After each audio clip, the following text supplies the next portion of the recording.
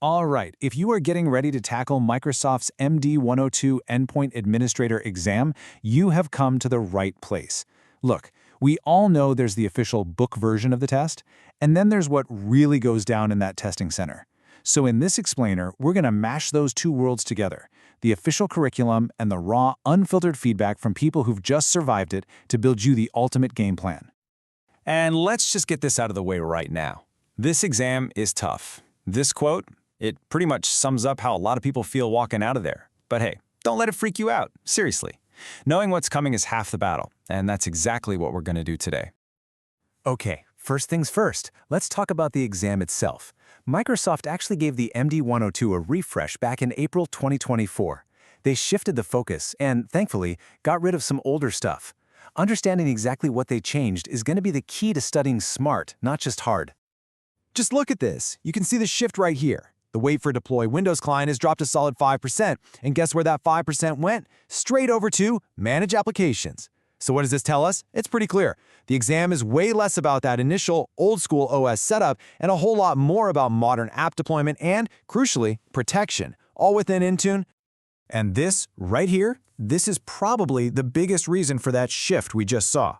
The Microsoft Deployment Toolkit, or MDT, that classic on-prem imaging tool that we all spent hours learning, it's gone, totally removed from the exam.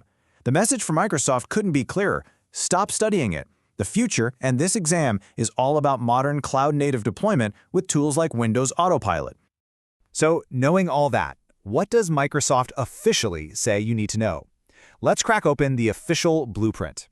Think of this as the absolute foundation of your entire study plan. Your starting point, no matter what you hear on Reddit or anywhere else, has to be the official stuff. I'm talking about the exam ref textbook and the Microsoft Learn Path. This is your source of truth for all the core concepts. You just can't skip this. It's your baseline knowledge. So the official curriculum is really built on these four big pillars. First, deploy Windows Client. That's all about autopilot and other modern ways of getting Windows out there. Then you've got Manage Identity and Compliance, which covers Entra ID, the new name for Azure AD, and setting up the rules for your devices. The third one, Manage, Maintain, and Protect Devices, is the big one. It's the largest section, and it's all about the device lifecycle inside Intune. And finally, Manage Applications, which we already know is a growing area of focus. And here's what that actually looks like in practice. The exam expects you to be totally comfortable working in screens just like these.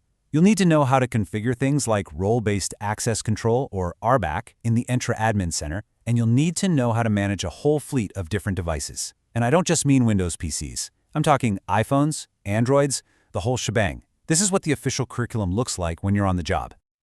Okay, now for the fun part. Let's pivot away from the official textbook answer and talk about what people are seeing out there on the battlefield. This is where we connect what the study guide says with what you'll actually be clicking through on exam day. This right here is probably the most common piece of feedback we've seen, over and over again. While the official guide covers a ton of ground, people consistently say the exam is super heavy on two specific topics: Microsoft Defender for Endpoint and managing non-Windows devices like iOS and Android. And it makes sense, right? This is the real world now, securing all kinds of endpoints and dealing with a workforce that brings their own phones. So if we were to actually visualize that feedback, it would look something like this. Yeah, topics like autopilot are definitely on there, but the perceived weight, what feels like the bulk of the questions, is massively skewed towards Defender security policies and the nitty-gritty details of mobile device management. We're talking app protection policies, enrollment profiles, and compliance rules for phones and tablets. And this quote right here, it nails another huge point.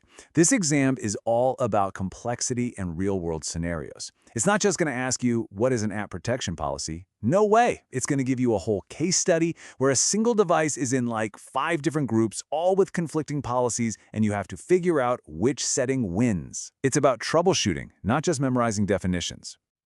Okay, so we have the official blueprint, and we have the reports from the battlefield. Now, let's put it all together. Let's build a study plan that's going to make you a winner. Here it is, your 4-step strategy. Step 1, the foundation. You have to master the official Microsoft Learn Path. This is absolutely non-negotiable. Step 2, the deep dive. Based on everything we're hearing, you need to set aside extra time for Defender and for iOS/Android management. Go really deep on these. Step 3, the details. As one test taker put it, run your eyes over all configuration profile settings. The exam is famous for asking about tiny specific settings you might otherwise gloss over. And finally, step 4, scenarios. You have to practice those policy conflict situations. Set up a dev tenant, grab a whiteboard, whatever it takes, but you need to know what happens when different policies collide on the same device.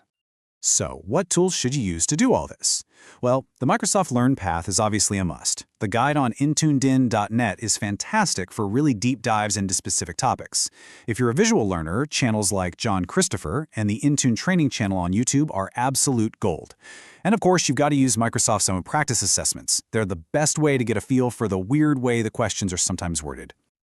All right, we're in the home stretch. Let's talk about the actual test experience. Because passing this thing isn't just about what's in your head, it's also about knowing how to navigate the, let's call it unique testing environment. So, the million-dollar question that everybody asks, is it true? Is this really an open book exam? And the answer is yes. Yes, you can access the Microsoft Learn website during the test. But, and this is a huge but, there's a major catch. Here's the deal. The pro is obvious. You can look stuff up, which sounds amazing. But the cons, man, they are serious. People say it's a massive time sink. The search is clunky and slow, and there's often this insane keyboard lag when you're typing. But the most important thing is, it can be really, really unstable. Which brings us to this all-too-common horror story. The testing software itself, especially when you start using that Microsoft Learn feature, can get super buggy. So many people have reported it crashing mid-exam, forcing them to get a proctor to restart everything. That is the absolute last thing you want to deal with when the clock is ticking.